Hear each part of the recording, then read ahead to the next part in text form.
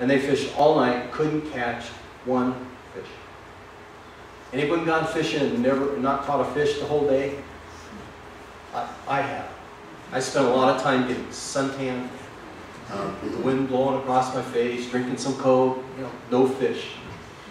So I know how that feels, but I'm not a professional fisherman. These guys know what they're doing. I'm fishing with a hook and maybe a worm or something. They have a whole net out to catch the fish, to trap them. Nothing. So early in the morning, Jesus is standing on the shore, but tells us in verse 4, the disciples did not realize it was him. It was just somebody on the shore. They're about 100 yards out, which is the length of a football field. He's at a distance. Yet interestingly enough, it says he called out to them, and they were able to hear him.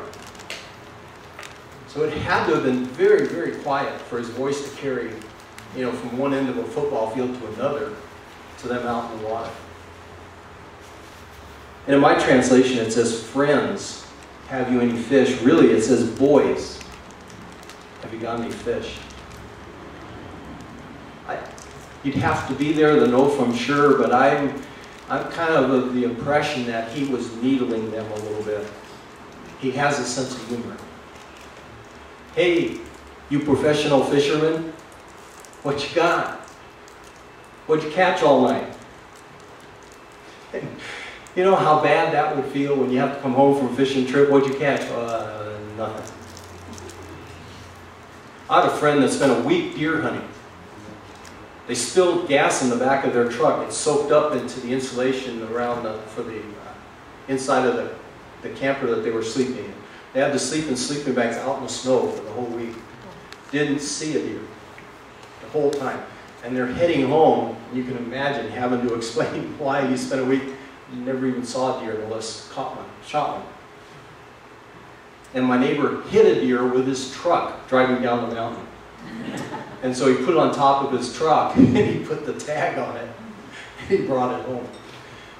At least he had some enough story he could tell. Well, not these guys. And someone in the boat hollered back, no. Have you caught anything, guys? Nope, not a thing. Okay, well then throw your net out on the right side of the boat. You'll find some. Can you imagine if they fished all night, they probably had tried throwing the net out on the right side of the boat, and the left, and in the back, and off the front. I mean, these guys know their profession, and yet nothing's working. And a voice from the shore, 100 yards away, says, throw your net off on the right-hand side. You'll catch them. And when they did, they were unable to haul the net in because of the large number of fish. That's got to hurt. Then the disciple who Jesus loved, who we know as John, said to Peter, it's the Lord. Like, Peter, duh, it's the Lord. And Peter just working away, trying to get the net. He's the fisherman. He's trying to pull us all off. And then he hears, it's the Lord.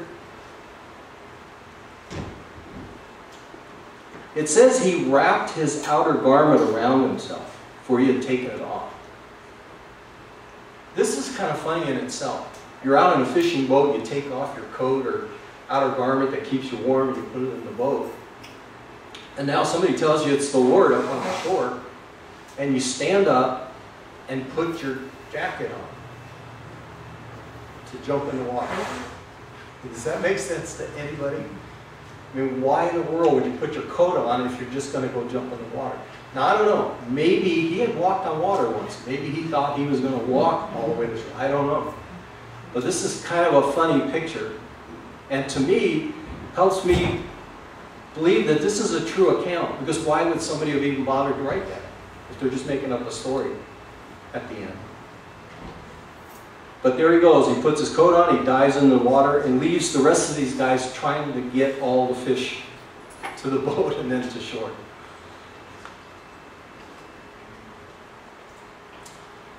They were not far from shore. They were about 100 yards. And when they landed, they saw a fire of burning coals there with fish on it and some bread.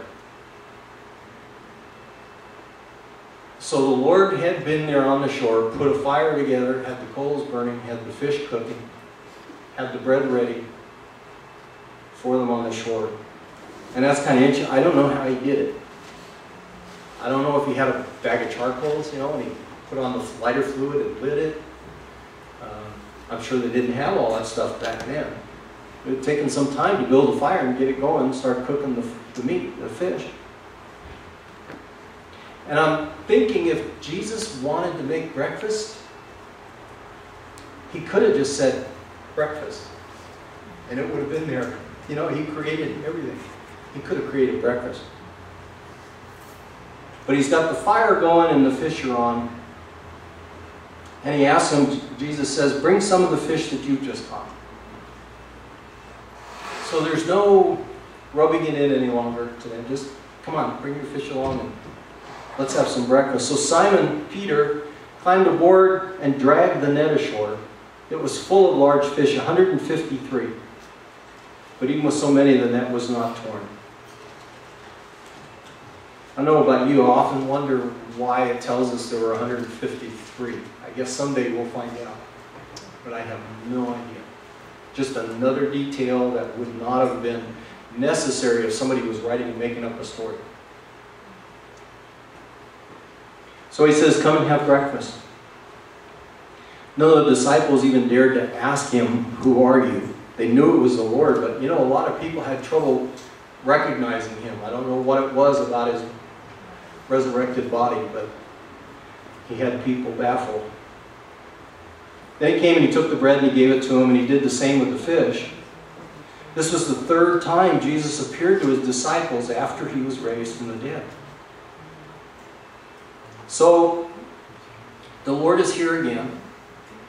These guys have gotten up and walked away from what they were told to do, returned to what they knew how to do, and that wasn't working. And now they're having breakfast and everything seems to be calm. And remember, Peter and the Lord have not discussed him denying Christ 3 times before the resurrection, or before the crucifixion.